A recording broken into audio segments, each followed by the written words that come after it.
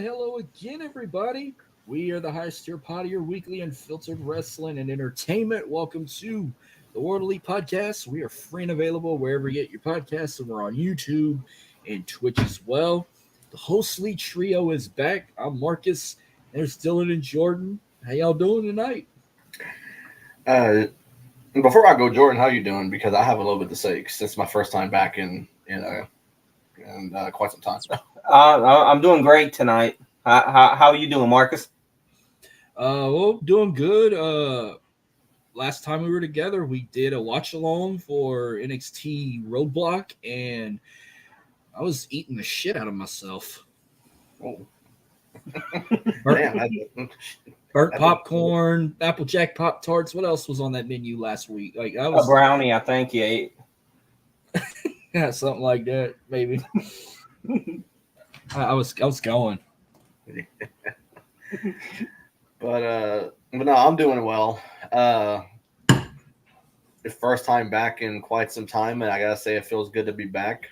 I'm not gonna get into detail, but in various ways, life has thrown many curveballs, some bigger than others, and it took me away from the show for longer than I anticipated. But to sum it up, I'm happy to be back. I'm happy to be back with the both of you, talk some wrestling, to have a good time, and just do what we do best, or I should say try to do best, and to entertain others. So let's get to it. I'm excited to be here, and it's going to be a fun night. Oh, yeah. As you see right below your screen, follow our social media links in the description. Our proud sponsor, 80s Tees. You scan that barcode when you get you something on WWE Shop. We will get commission, and you'll be helping us out just like we'll be helping you guys out. So, I mean, a lot has happened within the last couple weeks where we decided to do a watch-along, and didn't get to talk much, where some of that I made up with a couple of shorts. Be sure to check them out, like Okada and Mercedes Moné joining AEW. We'll talk a little bit more about all of that. Check out those shorts we did. We've been getting a lot of attention with the shorts on YouTube and even TikTok. Mm-hmm. Oh, yeah. TikTok has been a lifesaver for us lately. In my absence from the show, this is how I stay relevant with the show. TikTok stuff that has been so big for our show lately. Well, how long is that gonna last? Because aren't they trying to ban it again? They've been trying to ban TikTok for quite some time now, and I don't see it happening really, because it's honestly too big of a platform. I don't see it happening at all. I don't know. I guess with this election coming up, they're just thinking of any excuse to try and ban it again, or they do the same thing with all social medias, like take Twitter and Facebook, all that bullshit.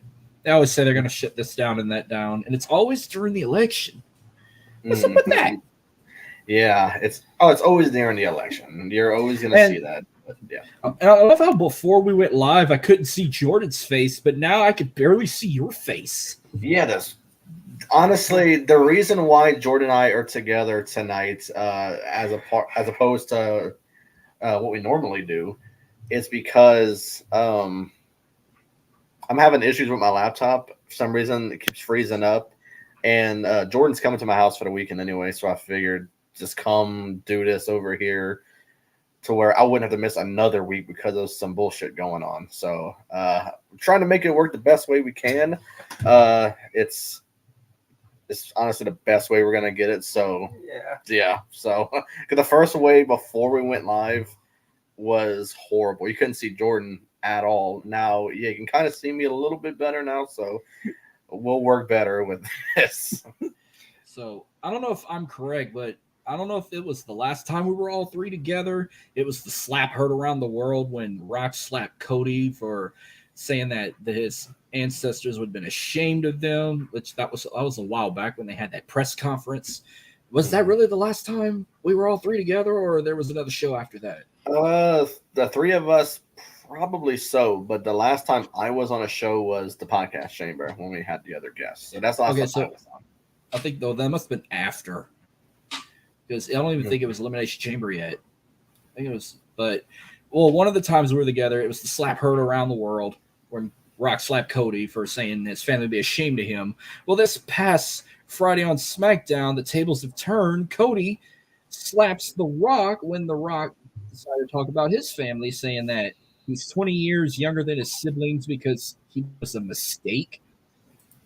I get told I was a mistake a lot when I was actually a planned baby. I'm sure you guys were too, but Cody backfired. I mean, we knew this tag match was coming, but I don't know if we're talking about the slap or we're just going to talk about everything above this. The tag match, people bitching that it's happening, and Bailey's not main eventing night one, or Seth and Drew's not main eventing night one, or Rhea and Becky's not main eventing night one, all that other shit. Like, what are we going to talk about in this particular topic with Cody slapping The Rock?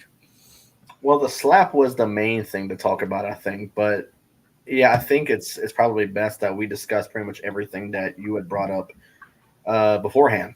Like you said, Bailey is not main eventing, which, in my opinion, I like the old style of WrestleMania, as if you win the Rumble, then you're main event. You know, Cody's getting the main event of night 2. He won the Royal Rumble. It's fair. So if Bailey wins, which she did, then I think a main event spot for night 1 should be in order. But now it seems like they're taking this bloodline story and they're trying to bury Bailey's whole story with damage control, which I think is pretty wrong in my opinion, but I can understand the business aspect of things. They're trying to go with the bigger story, and the bigger story obviously is the bloodline, what's going to happen in this tag match with Rollins and Cody against The Rock and Roman Reigns, the whole thing behind it as to what could happen if Cody and Seth win. Then we're getting a clean, the bloodline is barred from ringside, a one-on-one match, and that's it, with a better chance to finish the story. But if The Rock and Roman Reigns wins, then we are getting all the bullshit that we expect to happen, and it is a bloodline rules match where anything goes. And I think that's probably the better way to go, is the bloodline rules match, because I commented on y'all's show when y'all were talking during the watch along about this. I said I want chaos during this, and I think chaos is going to happen during night 2. And hopefully the chaos I'm talking about is the chaos that's going to ensure that Cody finishes the story. So I will save the rest of that for our Mania prediction show in a few weeks, and I'll leave it at that. But I'm for it. You know, I can understand the aspect of the bigger story when it comes to WrestleMania, which is the bloodline and Cody Rhodes, and also involving Seth Rollins in this, because Seth Rollins, he said it, and he even said it during the live event that we went to in Lafayette at the Cajun Dome. He said it to the crowd that this is his first time he's actually main eventing a WrestleMania. He's not counting the cash in at Mania 31 with Brock and Roman. So that's a cool thing for Rollins also. So would I love for Bailey and them to main event night 1 because of the Royal Rumble thing? Yes. But I think you just got to follow the bigger story. And obviously what we're talking about right now is the bigger story, unfortunately, for Bailey. But I just don't like how they're kind of burying the story with Bailey and damage control, because when you think about it, it's interesting. It's an interesting story between Bailey and damage control. You thought Dakota Kai was on her side the entire time. She ends up turning on her, and now it's everyone against Bailey. Bailey made no friends other than damage control during this entire heel run. Now they're all against her. She has nobody. So that also draws an interesting story for WrestleMania. I think WrestleMania is going to be great, and there's so many great stories going into this. So they could have went one way or the other with it, but like I said, and I will say it many times, I understand the reason why they're going with this, because it plays such a huge part into night 2. So that's all I got for that one. Jordan, with all this, what do you got to say?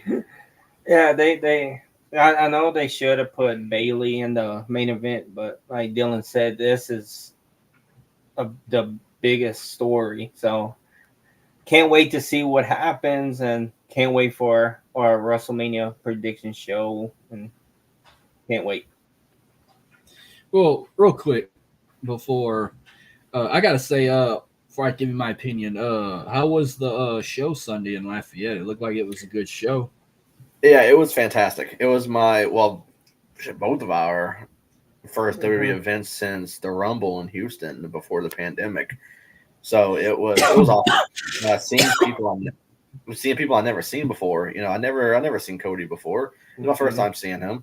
You never saw him. You never saw him as dashing Cody Rhodes or Legacy Cody or Stardust. Never mind. I take it back. WrestleMania 32 in Dallas. I saw him as Stardust. He was in the ladder match. You just never saw him as the American Nightmare. Correct. Yeah, I never seen him as the American Nightmare. So that was a cool thing. A few people I haven't seen before that I was able to see for the first time, which was really cool. It was a great show. Like I said, bought last minute tickets, and it turned out to be a great show. Yeah, it was really fun. But I mean, they were cheap. I mean, it was awesome. Yeah, I feel bad for Jordan. He didn't get to see Tiffany Stratton when you told me the match card, so I was like, damn, that sucks.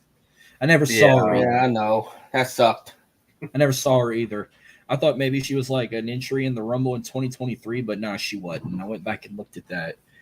You got to see Jey Uso as main event Jay. I just only saw him as as Uso, like as a tag team Uso, not as main event Jay.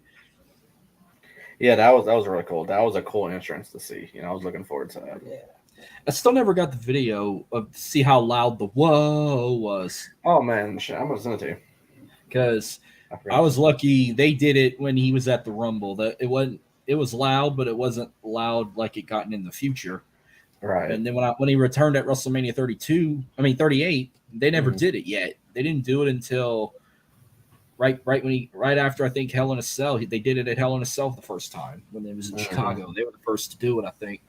But no, okay, back to all this. I mean, yes, and I'm going to get a lot of fucking heat for this, but I'm sorry for all the naysayers, but this is the biggest story we've had in fucking forever.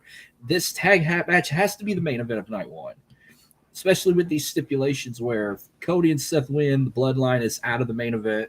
They're going to get lawyers drawn up, make sure they're not even in the building for Cody to try and finish his story. But if bloodline wins, it's bloodline rules. Anything goes to make it difficult for Cody. I'm sorry to have to say this, but this storyline with Bayley and Damage Control sucks. We've seen it many times. It's like watching Mean Girls. They're fighting over friends, and we've seen this type of shit before with the Judgment Day. Like, Bayley created a faction, and they kicked her out of her own group, just like Edge created the Judgment Day, and he was kicked out of his own creation. Like, put it this way. Bayley is basically Edge. Io is basically Rhea Ripley because she's the women's champion. Asuka is more of Damian Priest. So that would make Kairi Sane more like Finn Balor, and Dakota Kai could be fucking Dominic Mysterio. She's like the weakest link of the group. And if they try to add another member, then that could be JD McDonough, which there were rumors all Micha might go to Damage Control. Well, there's JD McDonough right there. Like, no, it's a lame storyline. But they're like, but she won the Royal Rumble. Well, they shouldn't have promoted it where the winner's main event. They've been saying the winner gets a first-class ticket or headlines. They ain't been saying main event lately because not both winners main event. I don't even think in the history of ever both winners main evented one night and the other the next night. I don't think it ever happened. Looking back at it, I know it didn't last year. The year before it didn't. I take that back. I think WrestleMania 37 was the only WrestleMania where both winners main evented. Bianca main evented night one, and Edge main evented night two. So, yeah, that's the only time where both winners main evented. Yeah. It's probably the only time it's ever going to happen. Yeah, probably so. But but get used to it because this story just took off to a whole nother level. And I'm so excited to watch SmackDown tomorrow night to see what The Rock's going to say, building up to it.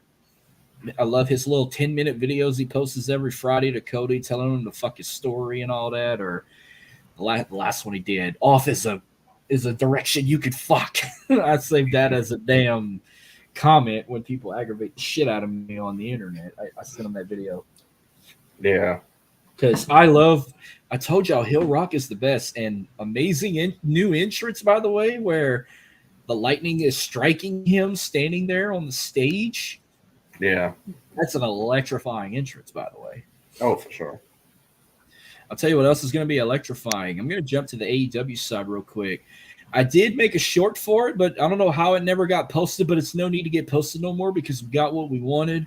AEW's next pay-per-view, which is going to be April 21st. A brand new show called Dynasty. We're getting a dream match. We're getting Will Ospreay versus Bryan Danielson in St. Louis, April 21st. I watched a little bit of Dynamite last night. I think after I watched Will Ospreay's promo on Big Business, I cut it off because I only wanted to see Mercedes and I wanted to see what he had to say. I didn't give a shit about the other craps. But yeah, I'm definitely. I know I didn't chip in with Revolution. I should have to watch Sting's last match, but I will chip in to watch this one. Mm-hmm.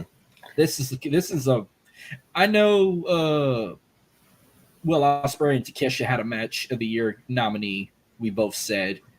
Some people said that it wasn't even like a needle mover or it wasn't even worthy of match of the year, which I don't even know what Dave Meltzer ranked it yet, but that was a match of the year candidate, and with what we got here going on, this could be another, and it's with one of the same two guys. But what's your excitement level about this one? So last year when Kenny Omega and Will Ospreay went at Wrestle Kingdom, I tweeted the same day that I watched it, which was in the morning. I said it is, I think, January 4th when Wrestle Kingdom was, and I said we just witnessed match of the year. I kept that tweet still up right now, and on our end of year awards, I said it was match of the year. I said nothing came close to it, and probably the only thing that came close to it, probably in my opinion, was their second meeting at Forbidden Door. So I said, when I watched Revolution, I didn't tweet it, but I said that Takeshita and Ospreay was probably a match of the year contender, if not match of the year already. But I didn't tweet it because I knew something bigger was coming for Ospreay. And right now on a silver platter, we were just given Bryan Danielson and Will Ospreay. That right there could easily top what they did with Takeshita and Ospreay at Revolution. Because whenever all these free agents are coming into AEW, I'm thinking to myself, I said, we're seeing other people come in and they're slowly getting lost in the shuffle. That's the problem with AEW. Something that took me too damn long to notice is that people come into AEW and they quickly get lost in the shuffle. But what they're doing with Will Ospreay right now, they just gave him Takeshita at Revolution. He had a match with Kyle Fletcher, which was really good. And now we're getting Danielson and Ospreay at Dynasty, which is going to be amazing. I'm really looking forward to this match. It's going to be fantastic. Now, is it going to be better than him and Takeshita? Yes, I think so. I think it's going to be better. And I think Danielson and Ospreay are going to deliver. And it's going to be really good. So, I don't usually look forward to AEW pay-per-views like I do now. WWE. It used to be the other way around. Like, I was so looking forward to AEW stuff, and it's like WWE was not catching my attention. Now it's the other way around. But now they're bringing in new people, and I want to see what they do with these new people. Like, they just brought in Ospreay, they brought in Okada, and even brought somebody we're going to be talking about in a few minutes. I'm hoping these people don't get lost in the shuffle. We're getting something good with Ospreay and Danielson, but after that, I don't want to see him get lost in the shuffle. Will Ospreay is too damn good to get lost in the shuffle of AEW, which is why I'm hoping these other two people that also signed with AEW just recently also don't get lost in the shuffle. And that's my main worry now with Tony Khan and his horrible booking, is that something bad's going to happen with these three people that he just signed. But I'm looking forward to Danielson and Ospreay. I think it's going to be fantastic. And, yeah, I think it'll be better than Takeshita and Ospreay at Revolution. Yeah, this match is gonna bang, I think. And like Dylan said with Kenny Omega and Will Ospreay from that pay-per-view, I didn't watch it live, but he showed me the replay of it, and that match was good, but I think this one done a slap. Do you see this main eventing Dynasty, or they close it out with possibly maybe a Samoa Joe with Swerve Strickland title match? Because it looks like that's what we're also going to get at Dynasty. So, something I learned about Tony Khan, and thank God he did it for Revolution, is you got to go with the better story. Obviously, the entire pay-per-view was surrounded by Sting. And there was some talks that came out before the pay-per-view even started that Sting was not main eventing. And I'm like, what the fuck are they doing? They did it to get the damn ratings. Yeah. So for one, thank God it main evented, because that was the entire pay-per-view with Sting. And there was other great matches around it, but Sting was the entire story of Revolution. I think this should main event, but something tells me that it won't. I have a feeling they're going to go to Wrestle Kingdom route, and they're going to go with the world title as the main event, because we got Kenny Omega and Will Ospreay as the co-main event of Wrestle Kingdom, and then they closed out with Jay White and Okada, which was a very good match as well. But something tells me they're going to go with this match probably before the main event, or maybe a couple matches down from the main event, just to get the crowd very excited. But I'll hope that Joe and either Swerve, Hangman, whatever they decide to do with Dynasty for the world title, is not one to kill the crowd after Danielson and Ospreay completely excite them for what we're going to see. So if I was the booker for this, I would go with this as the main event. But something tells me that Tony Khan is not going to do it. So I hope he does. I don't know. Yeah, I think they should put this as the main event. Yeah, I mean, we'll see what happens, but either way, I'm looking forward to this match. Speaking of AEW, I mean, you didn't need a magnifying glass or do rocket science to figure this one out, but last night was big business. We got the arrival of the now CEO, Mercedes Moné, because she can't call herself the boss because it's WWE. And I think what was funny was because I shouldn't have told my dad shit. Like, I should have let him be surprised that she was coming, but I just was like, hey, you got to tune in to AEW this week. I think she's going to show up at AEW. So he tuned in. As soon as her promo was done, he called me. He's just like, I'm done. He goes, oh, she's the boss. She's the CEO of the company now. And I'm like, no, that's her nickname. Remember, she was the boss. He thought she was really the. I said, no, them two dumbasses you hate are the fucking CEOs, the Young Bucks, because my dad hates them right now, especially the way they've been acting. But she's got love and hate on her promo she cut, and then of course she's supposed to be going after Willow Nightingale. But what I did not notice, because I passed out, was she came and aided Willow Nightingale, took out Julia Hart and Sky Blue, which that was kind of weird. Mm-hmm. But hey, I said I was going to give her a chance because I loved her so much in WWE.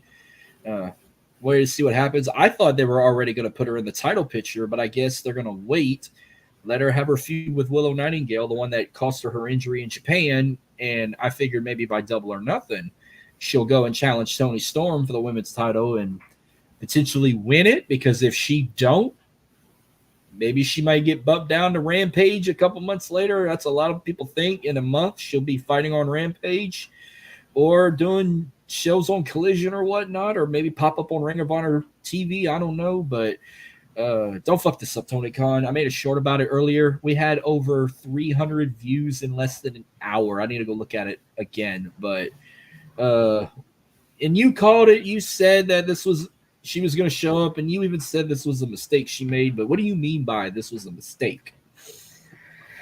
All right. So what I meant by this is that what I was talking about earlier, Austin the Shuffle. She's the hot new toy right now for Tony Khan. So obviously you're going to see her get booked very well at the start. They were doing the same thing with a certain Adam Copeland that debuted. And what the hell are they doing with him right now? Also, yes, I get it. He's older. He went there to work with his best friend, which I understand. But he's one of the prime examples of lost in the shuffle. That should be like the motto for AEW, is lost in the shuffle, because that's what all the new people who Tony Khan treats like the brand new toy for AEW, and he books them very well at the start. And then now they're competing on Rampage. They're on Collision that I don't watch because I have better things to do during the weekend than to sit down and watch a half arena show. Because let's be honest, whenever someone's cutting a promo, the hard cam is not hard to find because you're not finding anybody on that side of the arena. It's all people at ringside, and then you look up, there's empty seats. And you've also said before, when Adam Copeland come out, remember in WWE, he'd go to both sides of the stage. On AEW, he just goes to the left side of the stage, and then he gets in the middle and does his pose because there ain't nobody on the hard cam side.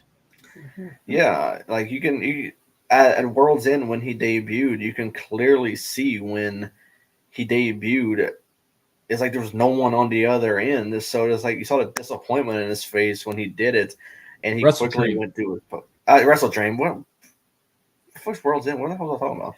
World's End was when he won the TNT title for like 5 That's seconds. true. I was it way off. Yeah, Wrestle Dream. My bad. And Wrestle I didn't even watch World's End because I wanted to watch college football. But no, Revolution was the first AEW pay-per-view I watched since Wrestle Dream when Adam Copeland debuted. Yeah. Did the watch along.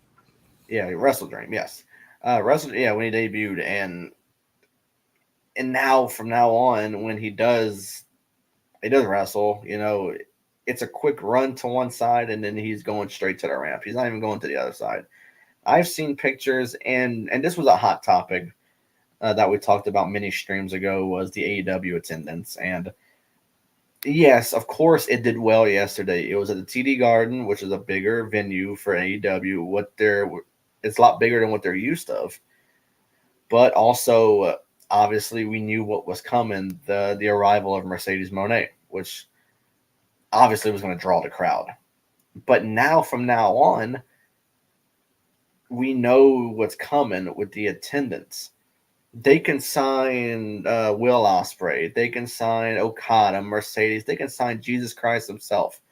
And they're not going to sell out an arena. It's going to go back to the same old thing, because they did the same thing with CM Punk. CM Punk debuted on the Rampage in Chicago, and then you're seeing the arenas go to half empty again. So whenever I told you that was the biggest mistake of her career, that's what I mean. Because she's all about getting paid a lot of money. It's honestly in her name. It was in the title of Boston whenever they had it on the Big Business poster, which was in the money symbol. She's all about getting paid a lot of money, and Tony Khan did that. I'm happy for her. I'm happy she got paid. Do I think that she deserved that big of a payday? No. Because she bet on herself by leaving WWE with Naomi, who since then has returned back to WWE. And that right there is annoying me because of the people who are saying she's getting booked bad ever since she came back to the company, losing to Tiffany Stratton, who's getting the jobber insurance and not even getting an insurance. It's way too early to say that. She just came back. Now, for Mercedes, I don't think she deserves that, because she left there. She debuted at Wrestle Kingdom. She beat Kairi the very next month to win the Women's Championship at New Japan. But she got hurt, which is not her fault. And then she automatically thinks she's worth a bunch of money. She turns down, or what I hear, turned down a bunch of money from WWE to go explore other options. And of course, Cokehead Tony was the one to give it to her, which we all knew that he blows money like it's nothing. He spent a ton of money on Okada, which the deal right there is outrageous, but I think he's worth it. Okada is one of the biggest stars in the world, in my opinion. But I don't necessarily think the same of Mercedes. Now, the money hasn't come out, I don't think, of the deal. I've seen numbers, but it's been quickly denied because the actual number has not come out yet. But I think we're in for a big number that Tony Khan gave her. and I don't think she's worth it. I wouldn't say overrated, but she's overhyped. And that's why I didn't get overly excited about her debut last night. But am I happy for her after everything I said about her? Yes. If she thinks she's worth something, then she has to go out there and prove it. And that's just me. She has to go out there and prove it, that she's worth this type of money that Tony Khan gave her. And that's the reason why WWE didn't go after her just after she turned down whatever deal that they were trying to give her. They didn't run after her after she denied it. She turned it down. They said, all right, whatever. We got better things to do. And so let's see if she gets booked actually worth something. It seems like she's going more the TBS title with Julio. I don't know. I don't know what they're going to do with her, but let's just hope that Tony knows how to book her and he doesn't ruin this. Like you said, don't fuck this up, because she's good, not great. And I guess we'll see if she lives up to the hype that has been around her for quite some time now, leading up to her debut. Yeah, everybody knew that she was coming out, and hopefully they book her right and not like what is it, cocaine or whatever. A cocaine Tony. Yeah, her. And the whole everybody knew she was coming out. They had the signs in their hand, and that's pretty obvious. Yeah, so how was it strange that AEW was trying to open up a show like WWE's been doing lately, because WWE's trying to go on that like UFC vibe turn or ESPN vibe turn where literally every week when Raw and SmackDown opens, and I'm not complaining, it's something different, but I like it. But are they going to do this with every freaking show now? Like when WrestleMania is over with Backlash going to France, are they going to show the LDLC arena before every show like they've been showing Lincoln Financial Field? Whenever we get to another topic in a bit. WWE ain't fucking said nothing yet, but it was said on something else. But like, whenever it's Money in the Bank season, are they going to show the Scotiabank Arena before every show? And then I like how they show the superstars hours before they go live, arriving at the arena in style and whatnot. Which they're taking vibes from like College Game Day or college football when the team arrives or the coaches arrive. UFC as well, they do it with the fighters too, which I like it. It's something different. But like, is it AEW's trying to do something like that? Like they show a fucking blimp shot of downtown Boston at night. They never did that. Renee's in the parking lot. Then all of a sudden, here comes a fucking Mercedes whipping right in, and it's her. As soon as the door opens, it cuts to the crowd in the arena, and then I'm looking at all the signs. Like someone must have made thousands of little signs that whatever it said that had Monet on it. And I'm like, that would be hilarious if she did fucking show up. But a song kicks off the show I never heard before, and I'm like, that's got to be her. And when I saw CEO, I said, okay, that has to be. And then when it flipped and it said Mercedes Monet, but when I saw the little M thing on the Centertron, it looked like a fucking logo of a car. I said, it's got to be her. And when she came out, I was like, yep, she's here. We knew it. New wig she came out with, still looks good. Let's just see if she can still wrestle good. Like I said, I'm giving her a chance in AEW because I absolutely loved her. She was possibly my favorite 4 horsewomen in WWE. Will she still be overall? Well, we'll see. But WWE hasn't said nothing yet. I'm waiting until WWE tweets this, and then I'm gonna make a short about it. But Logan Paul got on his podcast and announced that SummerSlam was coming to Cleveland, Ohio, the night before my birthday, August 3rd, 2024, at Cleveland Browns Stadium. And he's talking about how it's going to be a great show. And he started naming Cleveland people like MGK and even LeBron James. Says he wants to face LeBron James in a match just to joke around. If it's official, like, I guess Logan Paul is a WWE contracted wrestler, but no one really said anything. Like WWE ain't even said nothing yet. But I guess they did give him the thumbs up to announce, hey, we're going to go to Cleveland, Ohio for SummerSlam. August 3rd, 2024. We're going to go to Cleveland Browns Stadium. I guess it seems legit. Like everywhere I turn, everywhere I look online, it's just about as legit as supposedly next year WrestleMania 41 is supposed to be in Minneapolis, Minnesota, at US Bank Stadium. They're finalizing a deal on that too. With as real as it is, what's your hype about it? I mean, yeah, they're actually going to a different venue this time. Shockingly, Cleveland Browns Stadium never hosted shit except Browns games. They never hosted a Super Bowl. It never hosted a national championship. Never even hosted a WrestleMania. But it'd be the first time since 28 years that city of Cleveland hosted SummerSlam. The last was 1996. And I covered that SummerSlam last year. But do you see Logan Paul main eventing the show? Do you see him challenging one of the titles? Or I don't know.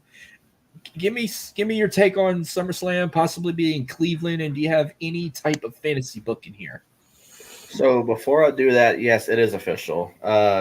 It was on the 12th. He announced it on Impulsive, his podcast, but then WWE tweeted, it's as announced by Logan Paul on Impulsive, SummerSlam is coming to Cleveland Browns Stadium on Saturday, August 3rd. So that was tweeted on the 12th at 11:10 a.m. Central Time. So yes, it is official. Even the Cleveland Browns tweeted from their Twitter that it's coming to their stadium and everything. So it is very official. Saturday, August 3rd.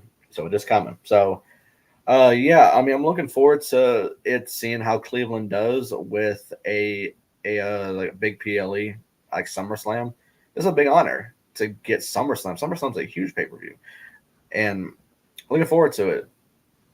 I'm not familiar too much with a Cleveland crowd. Yes, I have seen them for like football games, the dog pound. They get really into it. They're very faithful fans for a football team that used to be very bad, but now they're on the up and up, which is great for them. Great for the Cleveland Browns, who just took our favorite backup quarterback of all time, Jameis Winston, which still stings. Like I'm still hurt over that. Jameis was great.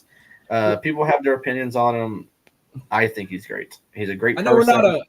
I know we're not a football show, but at Mm. least we were graded a better grade for the NFL free agency than the Dallas Cowboys. We were given a C minus, and the Cowboys were given an F. Yeah, we're not doing that right now in free agency. We sound like two people, but it is what it is. But I don't think Logan Paul main events. Not a chance. Obviously, he will compete. I don't know if he'll even be the United States champion. Seems like a potential matchup with Randy Orton at WrestleMania is on the horizon, and I think Randy maybe dethrones him to become U.S. champion. I don't think he even competes for a title, but I'm interested to see what rivalry they go with, which obviously he will compete. I got one.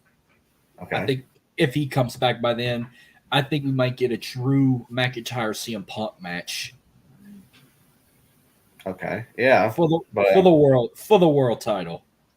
Yeah. Yeah. We're gonna get that match one way or another. Because even with Drew going after Seth, his top target is CM Punk. So we're gonna get Punk and Drew the moment that CM Punk gets the full go with his health. So I'm looking forward to that. Now, like I mentioned for Logan Paul, now I don't know who he's gonna feud with going into SummerSlam, but being in Cleveland, I don't know. I don't want to see someone who is from Cleveland, doesn't bill from Cleveland. But I don't want to see him and Miz again. No, I don't want to see it. I don't know who they're going to go with, though, for Logan Paul.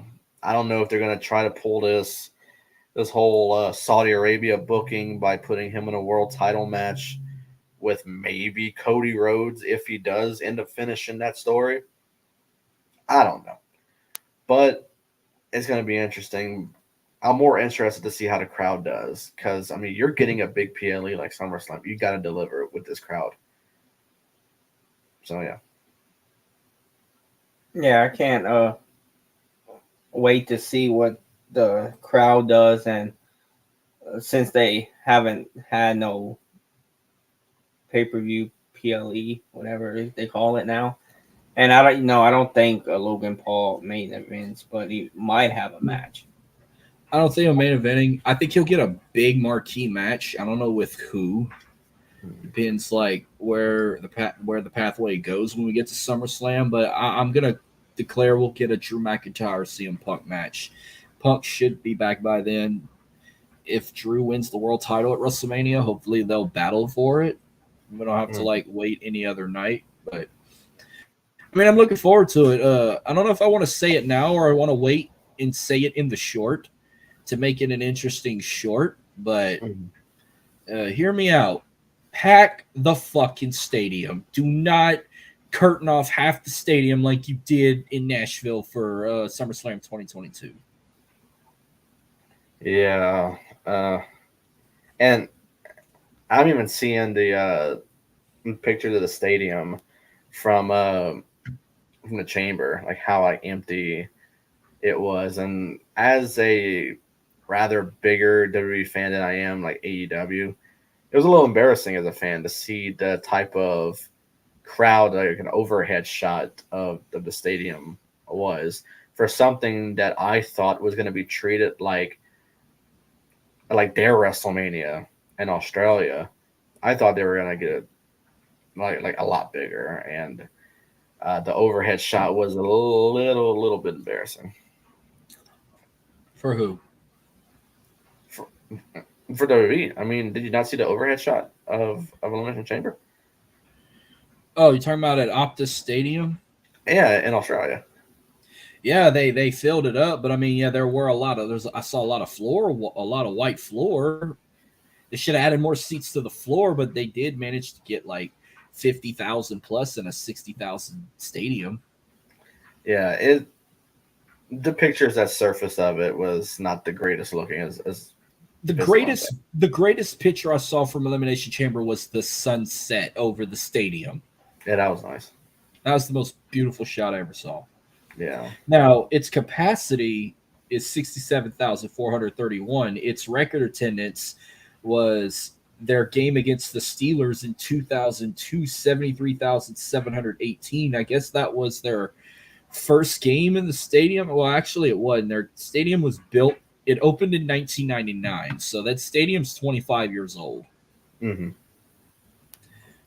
But WWE could break that record. You think they could fill up 70,000 for SummerSlam, or you think they're going to keep it around 50 to 60,000?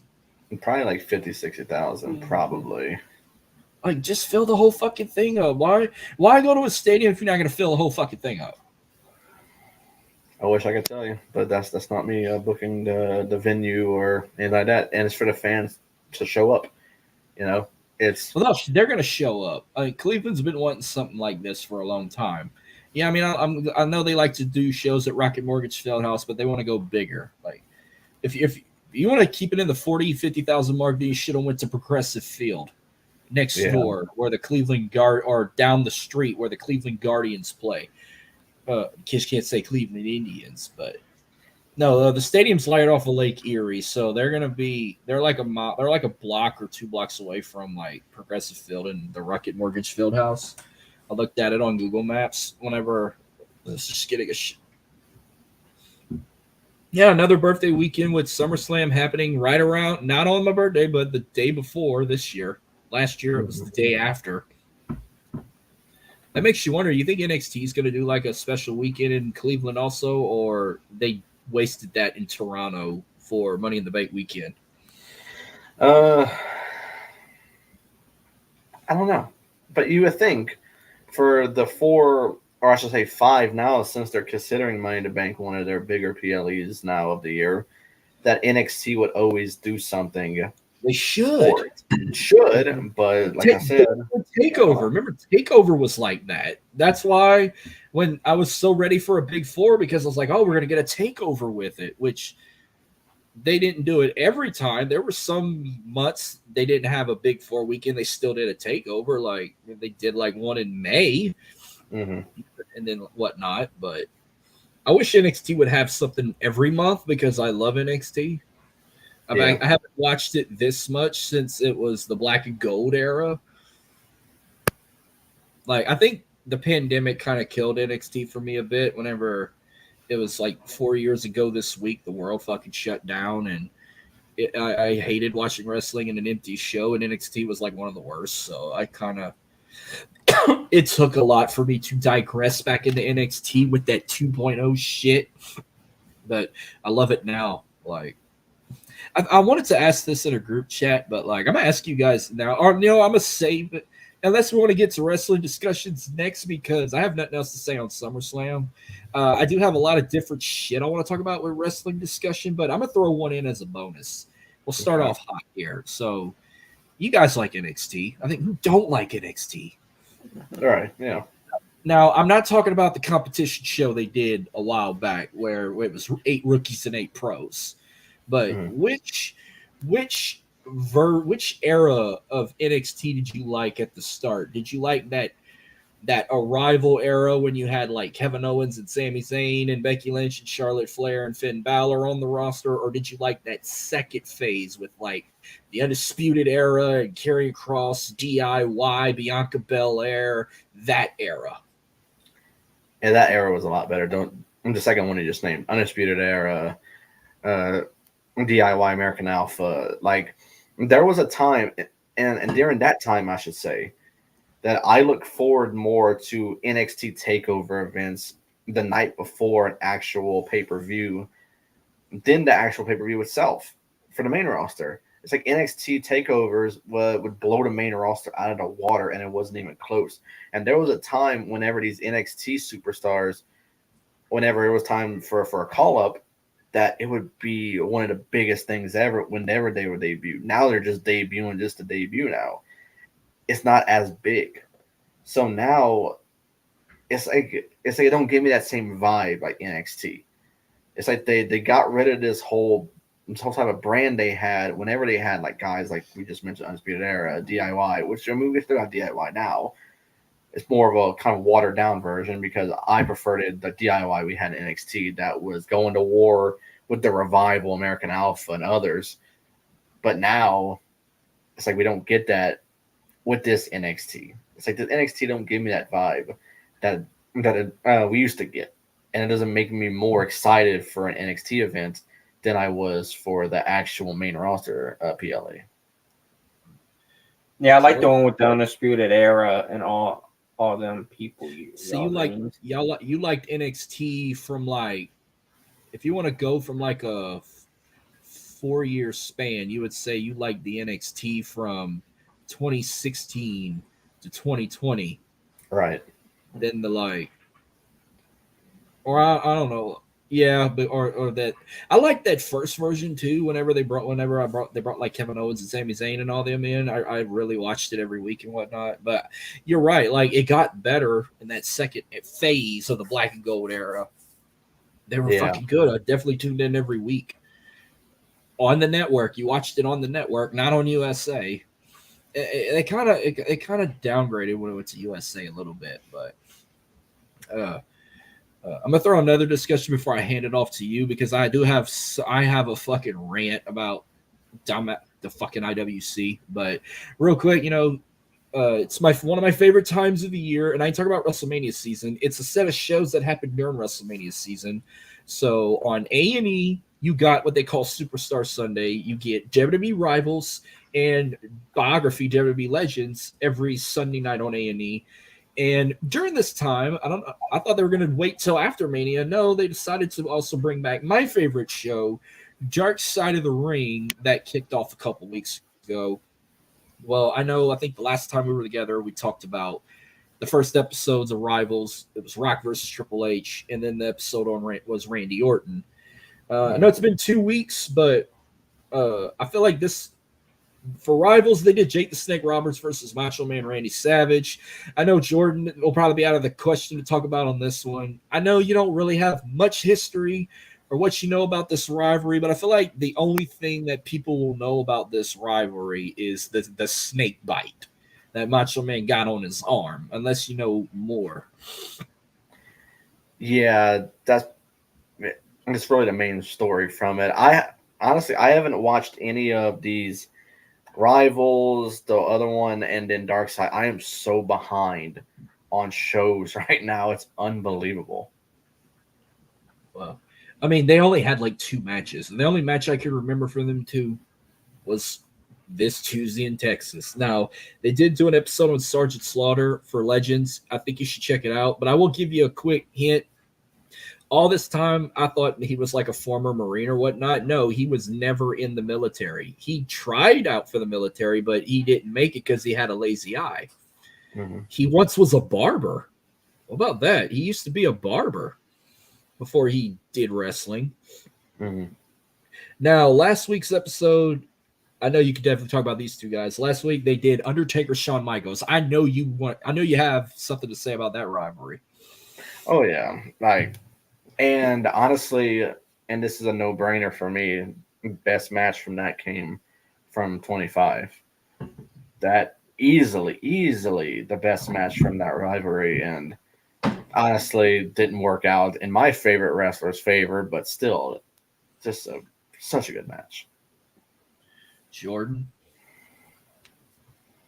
Yeah, yeah, it was a good match. That was their greatest match ever, but I think their best storyline ever was the whole Shawn accidentally costing Taker the title from Brett, and that led them to the first Hell in a Cell match that led to the casket match. That was some great shit, like at the kickoff of the Attitude Era. And then last week on Legends, they did an episode on Scott Hall, who passed away 2 years ago today. Mm-hmm. And if you remember him now, remember he used to he once murdered somebody he used to be a bouncer at a strip club because he dated a stripper and he killed somebody. Mm-hmm. I totally forgot he wrestled in AEWA. Like he looked like what's his fucking name? Like Tom Pinnock or some shit. Like he had that fucking handlebar mustache. Oh and yeah. No, Tom Selleck. He had that Tom Selleck look. Yeah. And I'm like, holy shit. Like I had no idea he wrestled in AWA. Now I remember him in WC before he was Razor Ramon. He was in WCW. Diamond Stud. Mm-hmm. And then of course best character was Razor Ramon, and then his career also took off in the NWO, but it's like his career kind of went down when he was in WCW because that's when he started, making bad choices. But you want to add anything to the bad guy, Scott Hall? Yeah, just like you said, the Razor Ramon character easily the best of his career, and love the ladder match, him and Shawn Michaels. It's actually a showcase match on 2K24, and the cut scenes that they do in between, like the actual real life stuff that happened, and then the in game, it's so cool. Like I don't know if you ever got on the showcase mode yet and tried these out, but it's still downloading right now. Oh, okay, yeah, it's really cool. It's the cut scenes. Despite the blurs that you see, everyone's blurred in this fucking game because they don't want to pay nobody. But it's still so cool to see stuff like that. And yeah, that ladder match between him and Shawn Michaels was easily one of the best ever.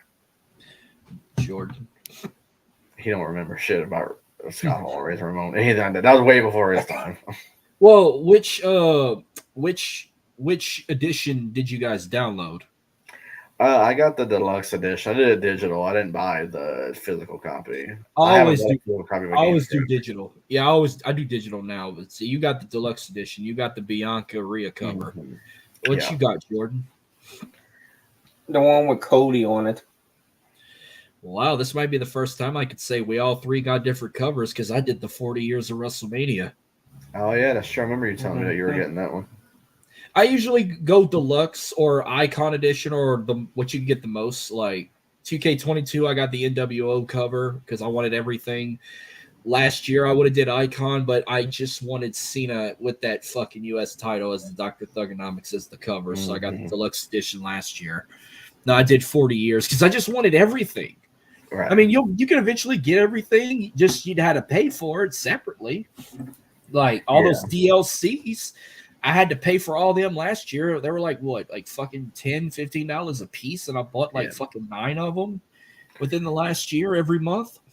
Yeah. Now the cool thing about it is now that since you got the 40 years of WrestleMania, you get the season pass, which also comes with every DLC that's already Yeah. available whenever they come out, and you don't have to pay for nothing, which is really Yeah, cool. once it comes out, you can download it. Exactly. Yeah. That's So why I can't it's a wait. lot better. I can't wait till the one with Post Malone in it comes out. I can play with Post Malone. Yeah, and I saw yesterday, which they already announced it, but Pat McAfee is getting his own DLC, and it's some of the guys off his shows. It sucks that I gotta go to Community Creations and get him until his DLC comes out. Yeah, it's gonna be like Pat McAfee, Darius Butler, AJ Hawk, There you Boston go. Connor, and some other guy. I forgot his name, but like all the guys off the Pat McAfee show are gonna be on there. It's gonna be so cool. Well, I think you need to catch up with these shows because next week's rival episode is John Cena, Randy Orton, and Oh yeah, next week's biography episode is Diamond Dallas Page. yeah, that sounds good. Now, Dark Side of the Ring, they've already did 2 episodes. They did John Tenta, aka Earthquake, last week, and then this past week they did Buff Bagwell.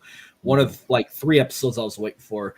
John Tenta's episode is literally one of the best I've ever watched. It's probably the only one I ever watched on a superstar that never had a drug or alcohol problem. His biggest dark secret was that he had bladder cancer and he hid it from his family. Wow, That was that's the crazy. secret. That was his dark side, was that he had cancer and he never told anybody until he collapsed. Yeah. But the one thing I didn't know about him, he first off, I didn't even know he was from Canada. I thought he was from West Virginia. He was born in Canada. He went to school and raised in Canada. He wrestled at LSU. LSU used to have a college wrestling program, and they shut it down in the 80s because they showed old pictures of him in LSU gear, and I'm like, what? Wow. Hell yeah. Much love for him now. Plus, you got to give him, sorry, Christian Cage, you got to give John Cena Father of the Year. His wife is Philippine. He met her in Japan when he was working in Japan, and she was a single mom of 3 kids, and he treated them like his own, and he married the whole family. Like, he married her and took the kids of his own, and they've never met their real father, and they've always called him dad since the first day they met him. So I have so much love for John Tenta, aka Earthquake or Avalanche. But you want to know the best part? They do bring up his former tag team partner. I forgot. I don't remember his real name, but he was Typhoon when they were the natural disasters. He's also the guy that was the Shockmaster. When they showed the Shockmaster clip, Haku was one of the guys they interviewed. He did not know nothing about the Shockmaster shit until he saw it. They showed him watching it on his iPhone. The way he busted out loud, he laughed for like fucking 10 minutes about it. It's the funniest shit ever. Wow, that's great. So you got to check that out. And then, of course, we all know Buff Bagwell's story, but man, that was a crazy episode. Like, born in a rich family. They talk Judy Bagwell about how much of an inspiration. When I'm talking about an inspiration, she even like shaved his balls. Damn. For him. Damn, you went on. You had to cut on mute for a second there when I said that. Not to mention his time as a gigolo too. So you're gonna see all that. Oh man, it was great shit. Like, I enjoyed it, but it was crazy. I've seen crazier shit on Dark Side of the Ring. Oh yeah. Now next week's episode is Terry Gordy, one of the members of fucking Michael Hayes' group. The Fabulous Freebirds. The Fabulous Freebirds, yep. Why are you so excited for that one? Because when I went to WrestleMania 32 in Dallas, they had Hall of Fame over there as well. And I, for some reason, went to the Hall of Fame. And the Freebirds gave one of the longest speeches of all time. But they told so many cool stories about Terry Gordy, which made me think, like, if I can see like a documentary on this guy, I would love it. And now, fast forward all these years later, now they're giving us Dark Side of the Ring, and I am really looking forward to hearing more stories about Terry Gordy. And they told so many stories about him, and it would get such a huge laugh at everybody as well, in the entire arena. So I'm looking forward to this Dark Side ring. Like I said, I'm behind on it. I haven't seen one episode yet, the one Earthquake or Buff Bagwell, but I am definitely, the day it comes out, I'm watching the one on Terry Gordy. Well, I record them on my DVR. If you got Hulu, they're like streaming on Hulu. You can watch them anytime on demand. That's how I came across it the first time when I used to have Hulu. That's how I first found it. And I watched all season 1 and half of season 2 while it was going. But yep, I'm also looking forward to Sandman's episode and Black Saturday. I think Black Saturday is going to be the season finale. I think Probably so. But after Terry Gordy, then it's Brutus the Barber Beefcakes episode next. Oh, that's gonna be good. They revealed, but that's all I got. I do have something else, but I'm gonna wait. I'm gonna hand it off to you. You said you have some general discussions of your own. So I actually have only one, and I feel like it's going to be a pretty bigger general discussion. So I'll get mine out the way first. I'll actually get what I have to say first because it's something I see. And so with WrestleMania, everyone's so excited about WrestleMania, the festivities that go on, NXT, the other indie events that happen, and then, of course, WrestleMania itself. But also with WrestleMania comes the Hall of Fame. And we're seeing a pretty good class so far. I think there's more to come. Paul Heyman, obviously the bigger name from it. It's in Philly, the home of ECW, and he's in it, which is well-deserved. But every year the Hall of Fame goes on, comes the same topic every single year, and that is that Chris Benoit deserves to be inducted into the Hall of Fame. And I am going to go to a Facebook post. I actually screenshotted it so I wouldn't lose it. And it came from, and usually I wouldn't name drop anybody or a page or anything. But if you see something so ridiculous, you have to name drop it. You have to put this page out on blast because it's one of the most ridiculous things I've ever seen. So obviously with the Hall of Fame and one of the bigger names being discussed is of course Bray Wyatt. I think because they put in his dad and his uncle, I think he's a shoo-in to get in this year. So here is from all WWE superstars on Facebook.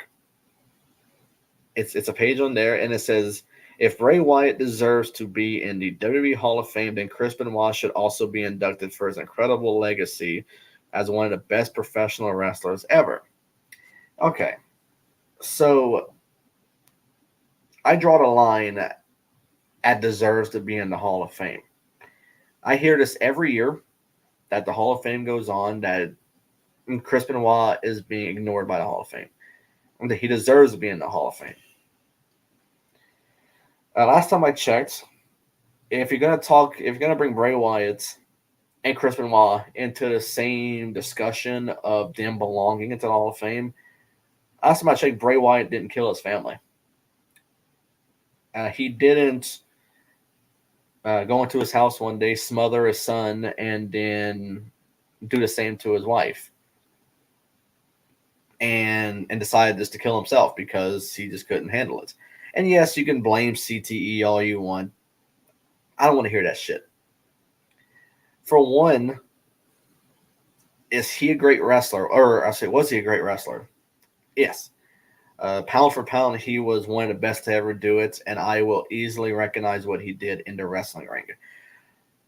But you cannot overlook the horrible thing he did and put him into the Hall of Fame.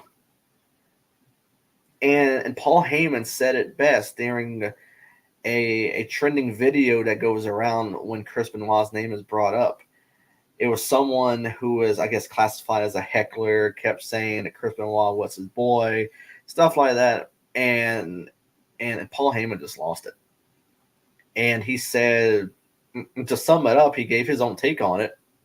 He said, basically, that 3 people died in that house that night, but only one person had the choice behind it. It was Chris Benoit. So for one, yes, you can look at what he did in the wrestling ring. You can praise him all you want for the amazing things he's accomplished in a wrestling ring, but that's as far as I can go with it. It doesn't pay to put him in the Hall of Fame. So people can get this out of their mind that Chris Benoit one day is going to get into the Hall of Fame, because it's never going to happen, because he killed his family. Like, he legit killed his family and himself. And then fans want to blame CTE over it. Come on, man. Like, I know like multiple football players diagnosed with CTE. I don't think I've ever seen one of them kill their families at all. So please, for the love of God, and this is on Facebook IWC. This ain't Twitter. Twitter has been destroying that post. It's Facebook, and seeing the comments on it is disgusting, because everyone's agreeing that Chris Benoit should go into the Hall of Fame. And I've seen one person that disagreed with it, saying like he was a murderer, he killed his family, and it's something you can't overlook.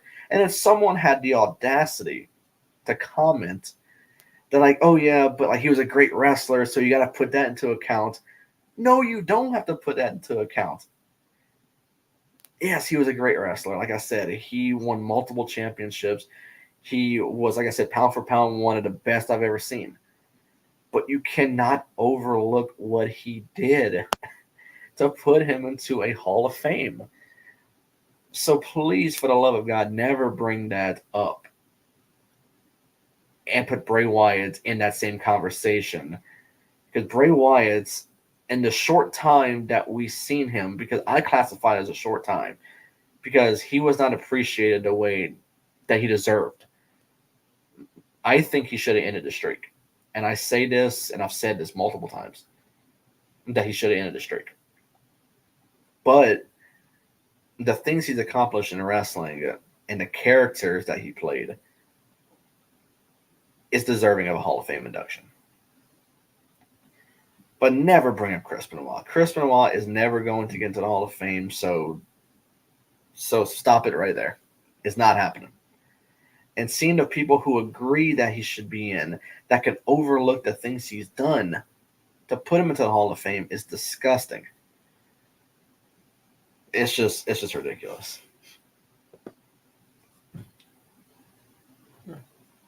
Yeah, you took about most of the words out of my mouth with that one. Saying that Bray didn't murder his family like Benoit did. Yeah, that's what I was going to say. But here's my thing about Bray Wyatt going into the Hall of Fame. I hate to piss people off again, but it's not going to happen this year. It's too soon. I talked about it in our in my audio recording I did with the Wrestling Brothers podcast. It drops on 3/16 day. We talk WrestleMania 15 plus Stone Cold Steve Austin. We were talking about the Hall of Fame there, about who else do you think they're going to add and whatnot, or who they think they're going to add. The main $1 million question is, who the fuck's going to induct Paul Heyman? Like, I've been hearing that 1,000 times. I don't know. That got brought up in that conversation too, but what I was trying to say was Bray Wyatt is not going to go in the Hall of Fame unless he's a first ballot. Paul Heyman is the first ballot Hall of Famer this year, so maybe next year. They're not going to induct him as a mid-card guy. If there's one spot left, it's going to a mid-card guy. I've been saying it will probably go to Tommy Dreamer, because there was rumors they might put another ECW guy in the Hall of Fame, or possibly Ken Shamrock, because there were the rumors that Ken Shamrock was supposed to be coming back around soon, maybe for a Hall of Fame induction. That was another rumor. I don't know, but I know they just updated the class recently with Paul Heyman, Bull Nakano, the U.S. Express, and Muhammad Ali. And then that new guy, Thunderbolt something, like a guy I never heard of before. Yeah. That's your class right now. Bray's going to go in as a first ballot. He's going to lead a class maybe next year. I mean, it's too soon, but then you got people. Eddie went in as soon as he passed away. Here's the difference with Eddie and Bray. Eddie Guerrero was still active on the roster. He had a match 5 days before he died. Bray Wyatt went off of TV for 6 months to get mental health and to try and reboot himself. We ain't saw him on TV in 6 months, and he was ready for another epic return. That's your difference comparison with Eddie going in than Bray Wyatt. Now, okay. Bray Wyatt was still, if we just saw him like on Raw before he died, that's a different story. But we didn't see him on Raw. hadn't seen him in 6 months. His last match was at the Royal Rumble. His last appearance on TV was like February or March of that year. All right, you go ahead. You raised your hand. Yeah, no, he didn't take time off because of any mental thing. It was his health. His health got bad again, and that's what led to him being off of TV because his health was bad. So, and Bray was an active superstar at the time of his passing. He was on the active roster. It's just his health was too bad for him to come back, and he was actually training for a comeback. I remember who posted it. It was another superstar, like a Hall of Famer that posted it was a picture he took with Bray, and he looked good to come back. And it wasn't long after that he died. But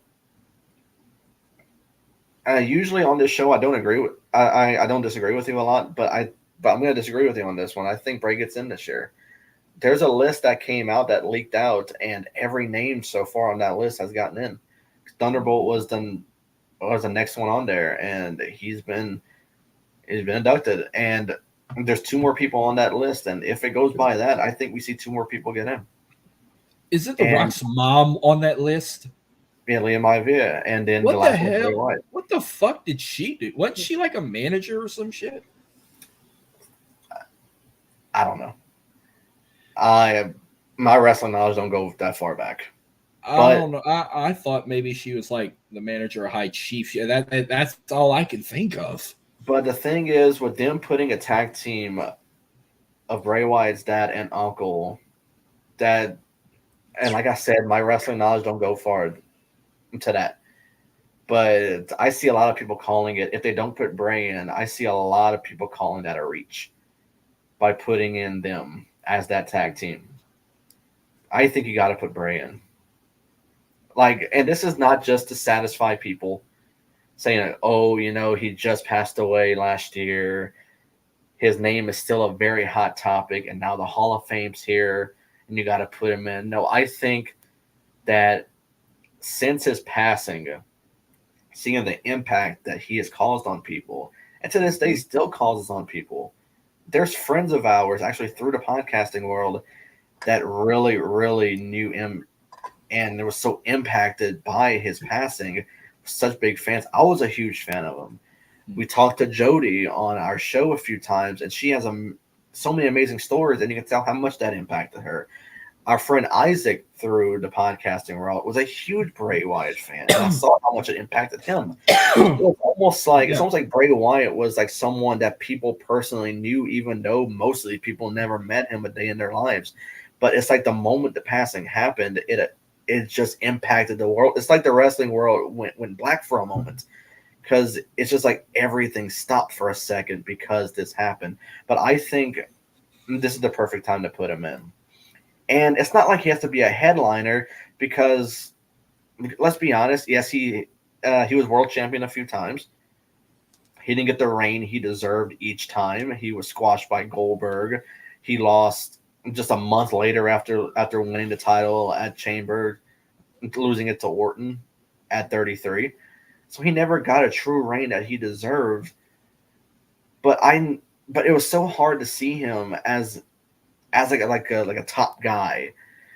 So maybe they do put him in as a mid card, and Paul Heyman is your headliner because, like I said, it's in Philly, and it's the birthplace of ECW. So Paul is the headliner, which is why they announced him first.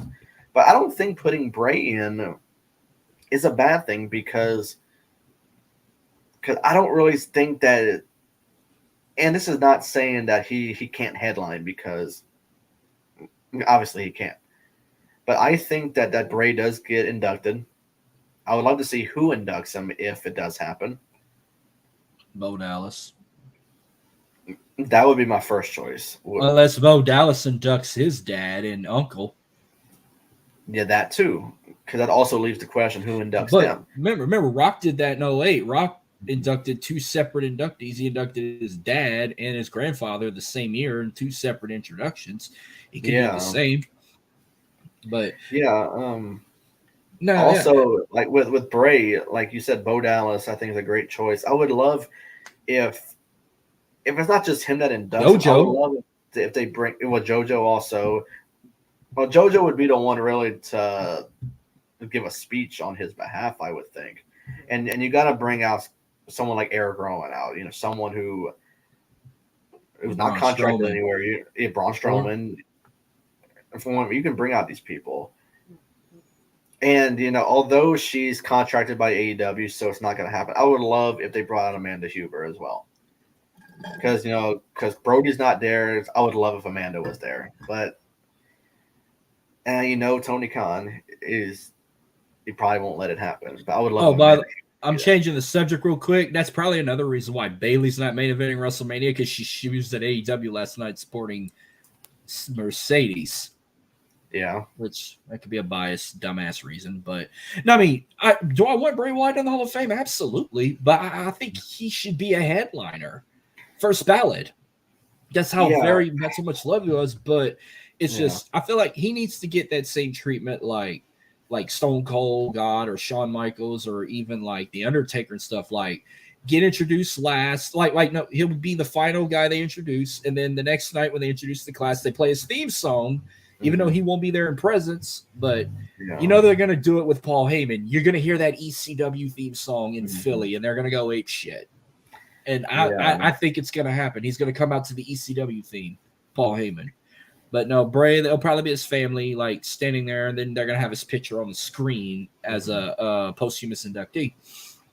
Yeah, now, I think if they don't go with Bray Wyatt, I think not only are they missing out on a big opportunity to put him in, because I think he does deserve it, but this class is not strong enough if Bray's not there. Because you got Paul Heyman, you got Bull, but then you go to some others, Let's see, that's another thing we talked about. They're kind of split it. They got like Paul Heyman and Bull Nakano for Extreme.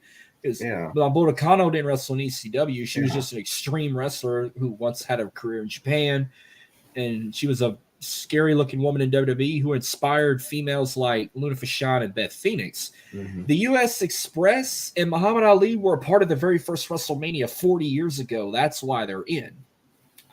The U.S. Express defended the tag titles at WrestleMania 1. They lost to the Iron Sheik and Nikolai Volkov.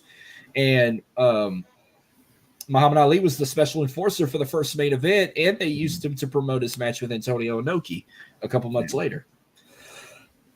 But it's not the strongest class. I get it. Bray Wyatt could put some light into it.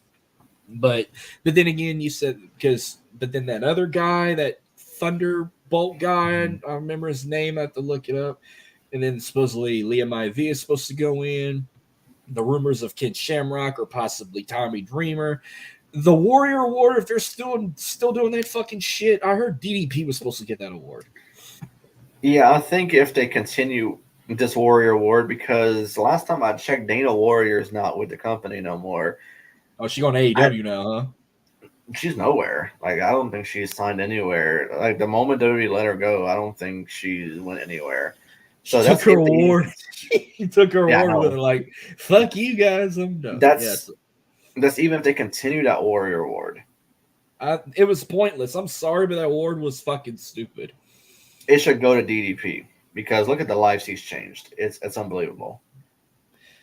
I mean, they wanted to try and want to do something for Warrior or whatnot, but I just feel like the award is just as pointless as the Hall of Fame. Because remember they were putting people in over the years that did not need to be in. And the guy's name is Thunderbolt Patterson, by the way. Okay. But oh my God, like, I could go back and name people that were inducted in the Hall of Fame in the last 4 or 5 years. Like, really? You're going to put this person over that person? Same thing with the Warrior Award. Remember how we wanted Shad Gaspar to get it that 1 year, but they gave it to, like, somebody else? Like, the Hall of Fame, I said for the last couple of years, it was a goddamn joke. I feel like, I mean, I don't want to call it a joke now, but it's like, you're putting people in that don't need to be in.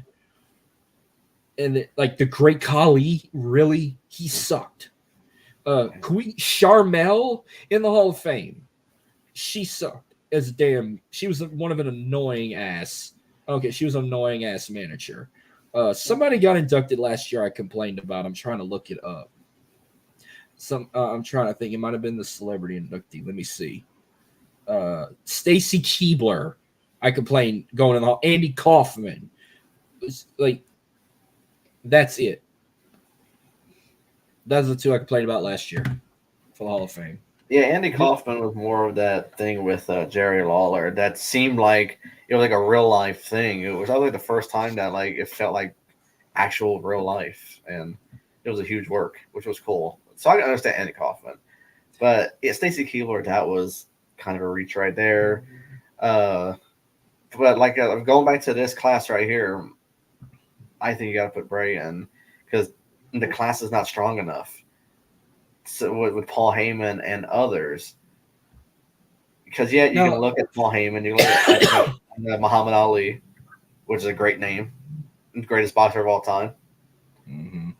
But the rest doesn't do much for me, and it doesn't do, and also not just for me, but because my wrestling knowledge, even though it's not the best, it reaches a certain point to where I don't remember. If you're catching these newer wrestling fans who know a lot about today's or the beginning of like the 2010s era of wrestling, they're not going to know who Thunderbolt Patterson is, or the U.S. Express, whatever. They're not going to know who that is. Or Bull Nakano, especially. That too, even though I remember her, because I know her too. How can you not? But the today's wrestling fans are not going to know anyone but Muhammad Ali and Paul Heyman, and that is it. They're not going to know who these people are, and it's not going to draw the biggest audience to the Hall of Fame ceremony when it happens after SmackDown. So that's why I also say you got to put Bray in, not just for the story behind it, but also you got to kind of please your audience here, because not a lot of people remember these others that are being inducted, and aside from the one I just mentioned. Now, so that's same thing with the Warrior Award. You might as well give it to a superstar or a legend that deserves it. Like when it first started, they were just giving them to like random folks. Like they gave it to Connor the first year as he started Connor's cure. They gave it to Joe London for beating breast cancer. They gave it to that Rutgers football player who got paralyzed. They gave it to our boy JJ from Louisiana. But it's like over the years later, they just started giving them to like people who didn't deserve it or people who didn't hear. Well, then like the last couple of years, it got better. Like 2 years ago, they gave it to Shad Gaspar. He deserved it. Last year, they gave it to Tim White. He deserved it. This year, DDP deserves it because DDP Yoga he saved Jake the Snake Roberts. He did what he could with Scott Hall, and he's right now working with Butterbean. Yeah, I saw that. And I had no fucking idea Butterbean had a fucking issue. Dude, like I seen the video. Like I didn't. I'm not one to watch long videos. Freddie told me about it, and I didn't know. Freddie told me about it 2 days ago. Yeah, I just stumbled across it on Facebook one day, and I'm not one to watch long Facebook videos, but this like got me in, and I'm watching the entire thing, and I'm like, dude, like. And remember, DDP's got a documentary, I think, on Prime Video or Hulu. I gotta find it. I gotta watch it. Yeah, of DDP Yoga. I want to watch the documentary because Jake the Snake's in it, and then Scott Hall got a segment in it too. Okay, I gotta bring up Well, real quick, I gotta make a funny here. I didn't watch it, but I read about it a bit. Did you guys watch the Oscars? It was during the live event, but I saw the only thing I remember seeing about the Oscars is of John Cena, of course. John Cena naked, basically naked. You could say kind of funny, but I saw behind the scenes he had like a fucking, you know how when women like when they go to like fucking Mardi Gras balls or proms, they don't want to wear a bra or they wear those fucking cups, those like tan looking cups to put your fucking tits up and to show that you're braless. He had something like that on around his fucking junk to like make it camouflage with his like skin tone. To make you think he really got nothing under that like you can think his dick's under that envelope, but it's covered. But like during commercial break, they showed like they shut the lights off and the crew went around and just like put a toga on him, like he just moved the envelope and You didn't see nothing dangling. They just put the toga robe on him and shit. But no, I'm changing something real quick. The best part about the Oscars was with Arnold Schwarzenegger and Danny DeVito talking to Batman shit. Michael Keaton was in the front row. It was just like, God, man, that's the best shit ever. I'm like, my man, Michael Keaton. But no, I'm changing the subject. When I tell you I hate the fucking IWC, I literally hate them for many fucking reasons. It could be complaining too much, wanting to change shit, getting what they want, not happy about it, or the fact that there are stupid fucking people in this world. I saved a fucking tweet. It got deleted. He deleted the shit because they were on his ass. Because this is how stupid people in the IWC are with math. So somebody who deleted his tweet posted a tweet. He was sort of correct, but then it was complete error because he wasn't the only guy. But he posted a tweet saying that The Rock is going to make history, that he will be main eventing he said he was the only guy that main evented WrestleMania in 4 different decades, which he's correct. But he's not the only one. The Undertaker did it also. The Undertaker was the first. Rock's the second. Now, when you post a picture on Twitter, you can only post 4 pics. Rock main evented WrestleMania 6 times. He main evented WrestleMania 15 in the 90s. Yeah. He main evented WrestleMania 2000, aka 16, and WrestleMania 17 in the 2000s. He main evented WrestleMania 28 and 29 in the 2010s with John Cena, and now he's going to main event night 1 of WrestleMania 40 with Roman against Cody and Seth in the 2020s. That's the 4 decades. Yeah. You got dumb people that comment that, so he said something like, "Oh, WrestleMania, this is the 40th WrestleMania. How did he wrestle in 4 decades?" You stupid fucking idiots. WrestleMania started in the fucking 80s. It's been going for 5 decades, not 4, you stupid. I fucking hate people. Like, how do you not know math? The first 5 WrestleManias were in the fucking 80s. It didn't start. It's turning 40, yeah. It means 4 decades of WrestleMania. It's 5 decades of WrestleMania. 40 years. 40 different shows. You stupid idiots. You can't fix stupid. There's not a pill you can take. There's not a class you can go to. Stupid is forever with these idiots. Man. You want to comment on this? Shit. That's, he basically took it out of my mouth. You know, that's pure stupidity. I'm not gonna go full rage mode like you just did, but yeah, that's just stupid. I mean, you can't fix stupid, and it clearly shows. Like, oh, it's the 40th WrestleMania. How's he wrestled 4 Oh, like I said, I almost broke my brand new phone that I've had for 2 months when I saw that. Like, I wanted to chuck it. I was like, how stupid can you be to not know this? And yes, The Undertaker was the other guy that wrestled, main evented 4 different decades. But then you got people, I should have screenshotted this one. Because remember, Undertaker did it too. He main evented, I think WrestleMania 13 was his first WrestleMania main event. That was in the 90s. In the 2000s, he main evented WrestleMania 24 with Edge. In the 2010s, he main evented WrestleMania 26 with Shawn Michaels. And then he main evented with AJ Styles night 1 of WrestleMania 36 in 2020. People are like, oh, that WrestleMania didn't count. It was in front of no fans and it was a cinematic match. Who gives a shit? It still closed out the show. It still counts. Yeah. There's another stupid idiot. Jesus. That's the same people that are saying like, because you split it 2 nights, you think just because the very last match on the card doesn't mean it's the very official. You split it 2 nights. So the Usos and KO and Sami still main evented.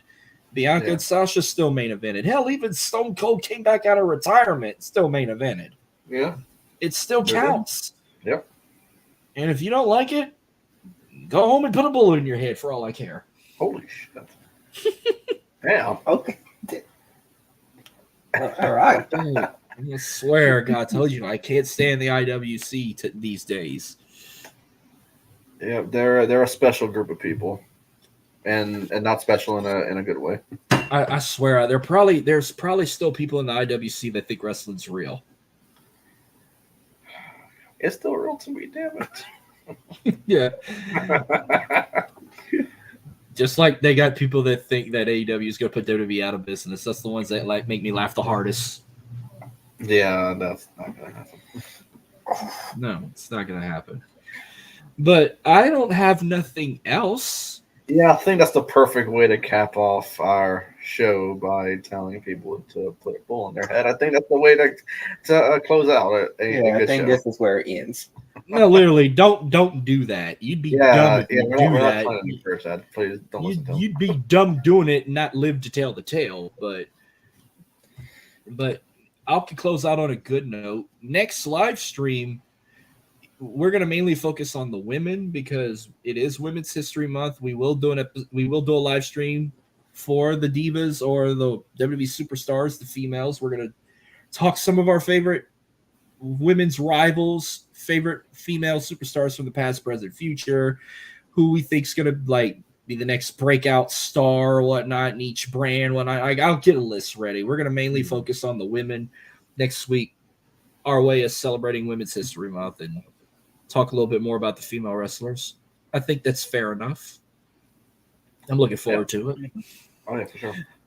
But real quick, before we go, let our listeners know where they can find y'all on social media. Yeah, you can find me on Twitter, DylanAbear_. I'm on Instagram at DylanAbear. Pretty much every social media platform that you can possibly think of. And, yeah, pretty much it. You can find me on Twitter at Joint_J2000. I'm on Twitter at MarcusLee337. Follow the podcast on Twitter at WorldlyPod. Follow us on Facebook. Subscribe to us on YouTube. Follow us on TikTok to watch our shorts or live streams anytime on demand. Like again, you scan that barcode on WWEshop.com. We'll get some commission.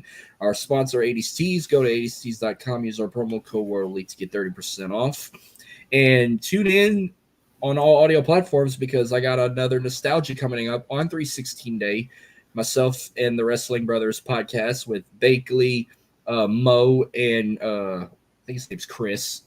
I forgot. I think that's his name. We talk WrestleMania 15. Plus, I give them the same Stone Cold questions I gave all our other people over the years on 316 Day. Like, where you have thumb up, thumb down on the Ringmaster, favorite Stone Cold t-shirt, favorite catchphrase, top 5 Stone Cold rivals, favorite moment with McMahon, the same shit I ask every year. Yeah. Like, I like to keep that a trend. Like, we just bring a random person on we never had and ask them the same shit every year. Yeah, pretty much. And yes, I'm wearing my Austin 316 shirt Saturday, and I will be drinking beer. It doesn't matter if it's 316 Day or not. You'll probably still be drinking beer. Well, I just recently was recovering from an upper respiratory infection because I was sick like a motherfucker Monday and Tuesday. I ain't drank beer in quite a while. I ain't drank my wine in a while either.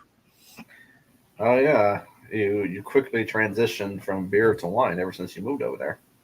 Mm-hmm. But no, I've been dehydrating. I've been dehydrating myself my whole life. I have been hydrating myself. There you go. For the last 2 days, I've been drinking a shitload of water because it's fucking summer here now. Spring ain't even hit yet. It's fucking summer here now. Yeah, it's hot. It got to like 78, 79 degrees today, and I drank a shitload of water today. I drank more water than Bobby Boucher at a water convention. Nice. Well, we will see you guys next week. Thank y'all for tuning in. Last call. Anything else you want to add? No, I got nothing. If I think of anything, I'll just update our Twitter with any announcements or Anything, but as of right now, I have 0. I have something funny I can add. I just saw on Facebook, the whole sponsorship lately, like having the Prime Energy logo on the ring. It said WrestleMania 50 sponsorship, and it was a logo of McDonald's on the canvas. I thought it was funny. Sounds about right. All right, guys. Thank y'all for tuning in, and we will see you guys next week. We'll be dropping more shorts on TikTok and YouTube until we get to the next live stream. We're gonna keep y'all entertained, and same with the audio. But till then, y'all have a good night. We'll see y'all next week.